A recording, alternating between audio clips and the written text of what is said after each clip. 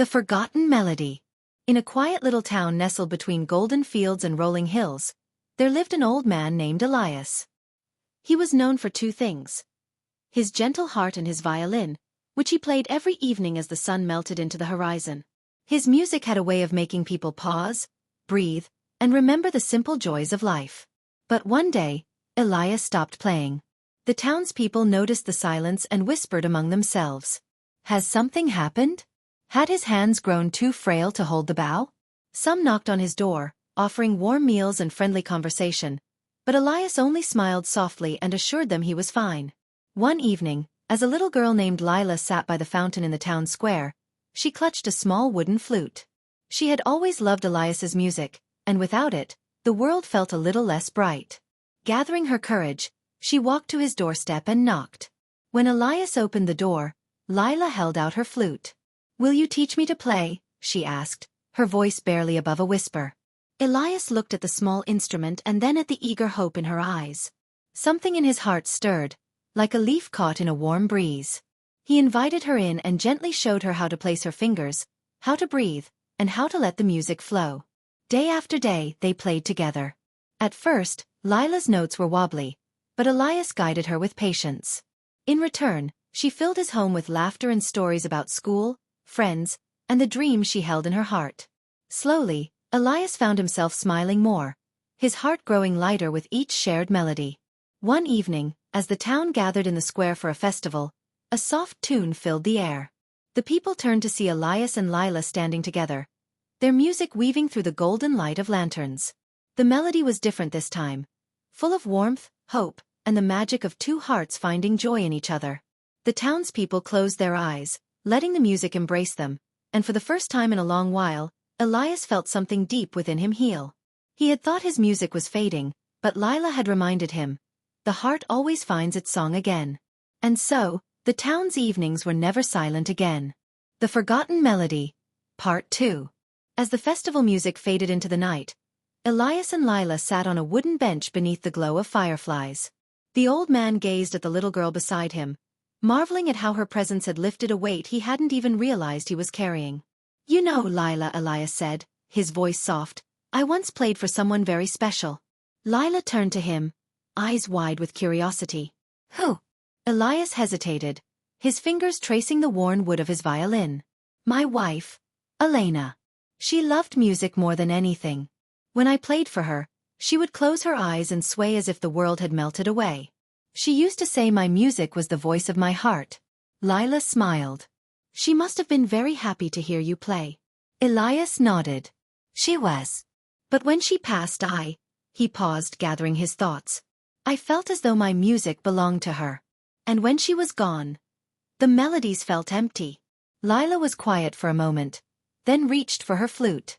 "Maybe we can play for her now," she suggested gently. Elias's heart clenched at the innocence of her words.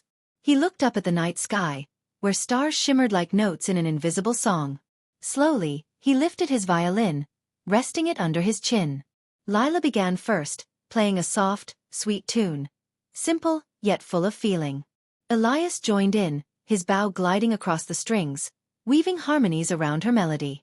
The music floated into the night, rising to the heavens, as if carried by the wind to someone who was listening beyond the stars. And in that moment, Elias felt something he hadn't felt in years. Peace. When the final notes faded, Lila turned to him with a hopeful smile. "Do you think she heard us?" Elias blinked back the mist in his eyes and smiled. "Yes, little one. I think she did."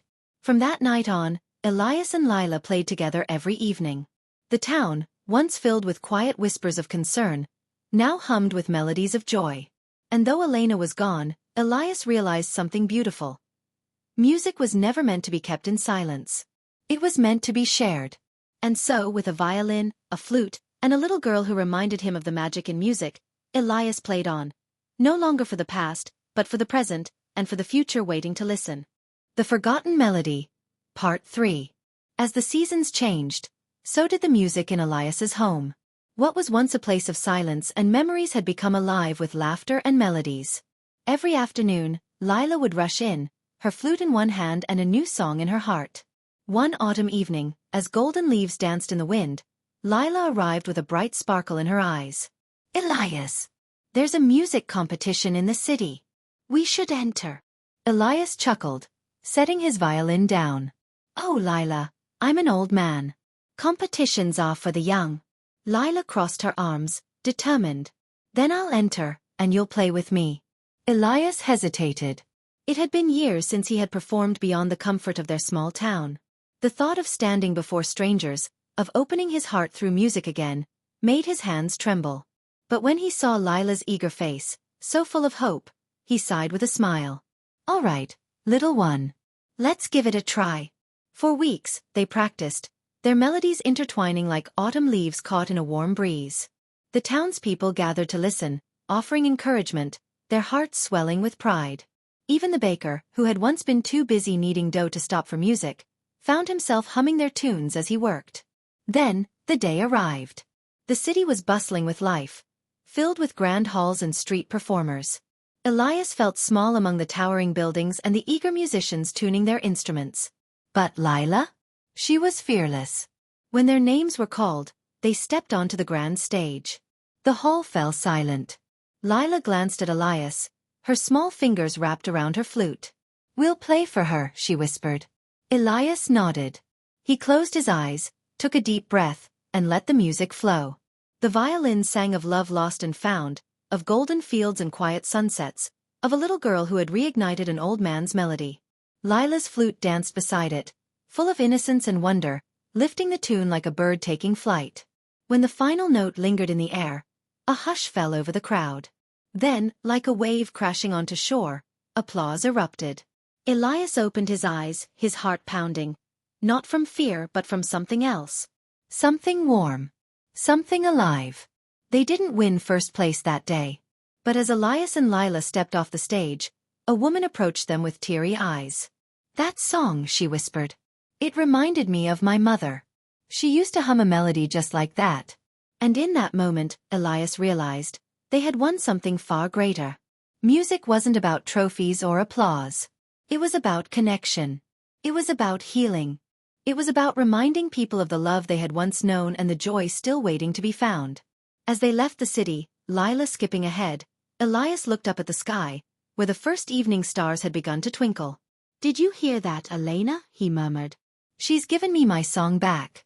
And for the first time in years, Elias didn't just play music. He lived it. The Forgotten Melody. Part 4. After their unforgettable performance in the city, Elias and Lila returned home to a warm welcome. The townspeople had heard about their performance and greeted them with flowers, cheers, and an impromptu celebration in the town square. That evening, as they sat together on Elias's porch, the old man looked out at the quiet street, then at Lila, who was polishing her flute with care. You know, Lila, he mused, I once dreamed of playing in great concert halls when I was young. But I never did. Lila looked up, surprised. Why not? Elias sighed, a wistful smile touching his lips. Life has a way of leading us down different paths. I met Elena, we built a home, and my dream changed. I don't regret it, but sometimes I wonder what could have been. Lila's eyes gleamed with an idea. Then let's make a new dream. Elias chuckled, and what would that be? Lila grinned. Let's travel. We'll play in different towns and share our music. Not for trophies, not for fame, but just because music should be heard. The idea struck something deep in Elias's heart. He had spent so many years playing in one place, locked in memories of the past. But now, with Lila beside him, the world suddenly seemed full of new possibilities. He smiled, nodding, all right, little one. Let's do it. A journey begins. And so the unlikely duo, an old man and a young girl, set out on a journey across the countryside. They played in town squares and by riversides, in bustling markets and quiet villages.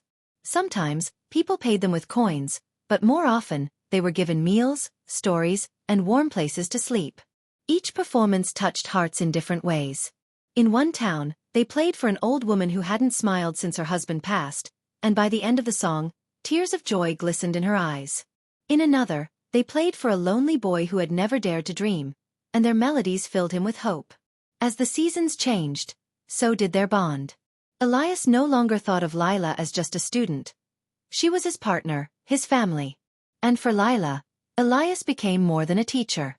He was her guardian, her best friend, the voice of wisdom in her life. One autumn night, as they sat by a crackling fire under a sky bursting with stars, Lila turned to Elias and asked, "Do you think music really changes people?" Elias smiled, tuning his violin. "I know it does." And with that, he began to play, and Lila joined in, their music rising to the heavens, carried by the wind, reminding the world that no matter how much time passes, some melodies never fade. The end? Or perhaps, just the beginning. Violin musical notes sparkles.